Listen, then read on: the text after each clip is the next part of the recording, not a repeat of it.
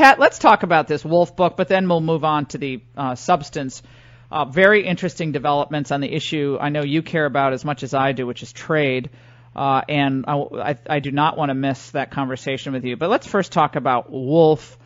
He was given access to the White House, which I think was crazy.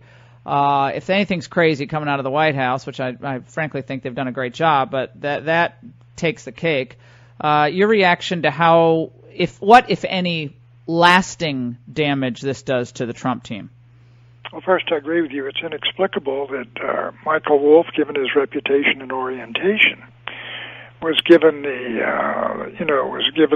ability to roam around the West Wing and talk to whomever he wished and get these kinds of quotes and statements. But on the book itself, there's a great deal of redundancy with what journalists have been writing about Trump and saying about Trump and claiming that insiders say. So I think with the general public, I think we're very transfixed by it, those who are involved in this community, really the talk-filled room around town, if you will. But I don't know that the country sees anything different, and I don't know that the numbers are going to change. And so I think people are going to move on. And they're going to move on sooner rather than later because, well, this is sort of a shocking material in a book about any White House. For this White House, it's been taking these kinds of hits almost every day. Well, the idea, which I've been on this track of watching the left in its ultimate desperation. First, they said that Trump would never win. He's a racist, anti-immigrant, xenophobe, dumb, is stupid, doesn't know how to speak, can't debate, doesn't have the money to put into ads, all that. They said he was going to lose. He didn't lose. Then he wins, and it became instantly he's out of touch with reality, to he's developing dementia, to he's unstable, to he's has a mental disorder. That's where we are right now. That's how desperate the left is, and now they're trotting out Oprah as a potential savior in all of this, Pat. So we've gone from he's a racist xenophobe to Oprah. That's where they are now. Right. Well, I will say when Trump won, the establishment and the local elites were really knocked back on their heels. None of them predicted it. They had predicted he would get beat in the primaries and that he would get wiped out in the general election. Then they predicted the economy would go completely into the dumpster, the markets would tank, and so none of this came to pass. So they became aware of their own, lack of contact, if you will, with middle America. And then you have had a lot of good things happen this year and a lot of things done in traditional Republican terms on judges, Supreme Court judges, and deregulation, and now the tax cut passes. And so really there's an incapacity to understand the fact that on substance, the Trump administration is doing fine, but they just cannot deal with the reality of Donald Trump as he behaves every day, the daily tweeter and all of that, and so the latest, you're right, the latest is that he's losing it, he's deranged, he's demented, and we have to move to the 25th Amendment. But there's no follow on this. And so it's just all talk. What about the way that Reagan was treated, Pat? I remember when I was there at the White House in '87, and I came to Washington, and that was the scuttlebutt then about Reagan. And I'm not saying Trump is Reagan. He's not. No one's Reagan. But I'm just saying that the elite's desperate desire to diminish him, minimize his accomplishments, distract Republicans was there then. Craig Shirley and others have reminded us of this, and your thoughts there. Well, I think you're right about Reagan. Reagan did not enter the pantheon as a great president until after he left office, and people began to realize, wait a minute, he did what he said he would come to do, and we won the Cold War here. We had the greatest economy we've had in a long time. The malaise of 1979, 1980 is over.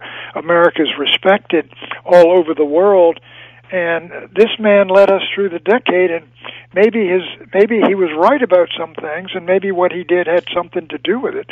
So I think the admission, the concession that Ronald Reagan may have been really a truly great president did not come until after he departed from office. And I think that's often true.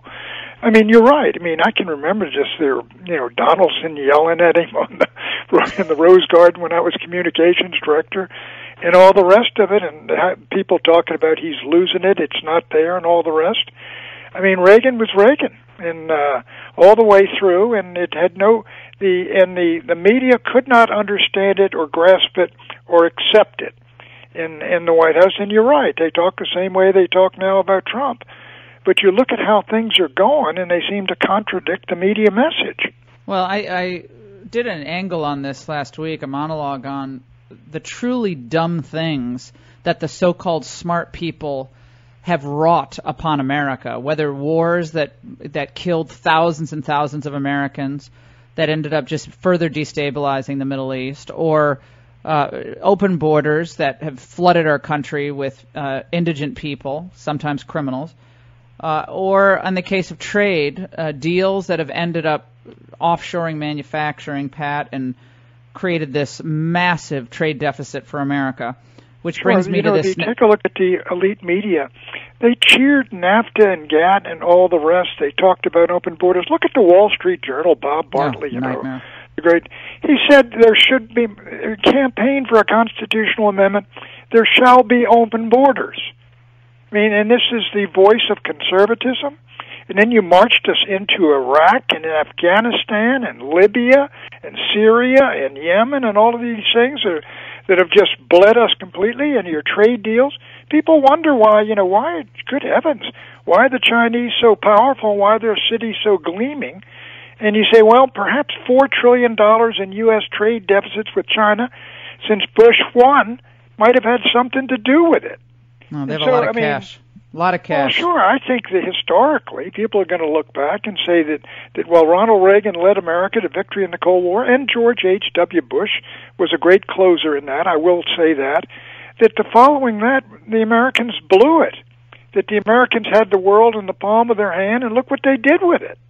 Look at where we are now compared to where we are then, and why do they think the American people rose up and said, we do not want Hillary Clinton or not any more of you people, any more of you Republicans, that crowd, and we don't want, and they went for Bernie and Cruz and Trump.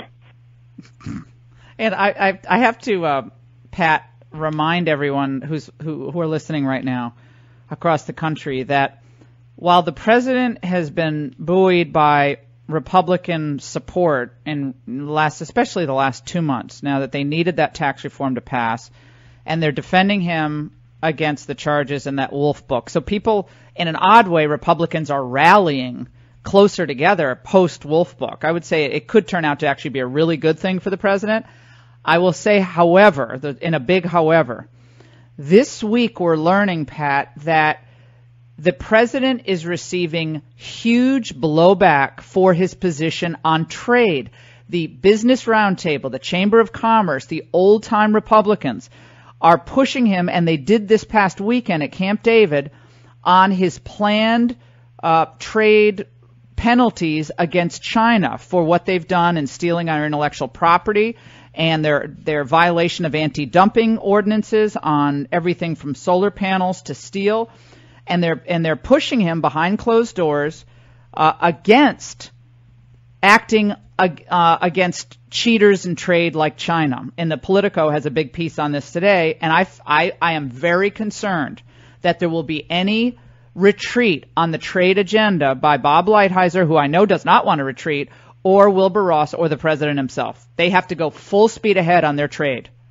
Well, here's where you run into, the economic power in the Republican Party is corporate America, big business, transnational corporations, and there's an enormous amount of money to go in there. And the problem that happened in this country back around the 1970s is the vital interest of transnational American corporations began to diverge from the national interest of the United States. If by the latter you meant the wages of American workers, the stability of American society, our preeminence in the world, constant trade surpluses for the United States, which add to GDP.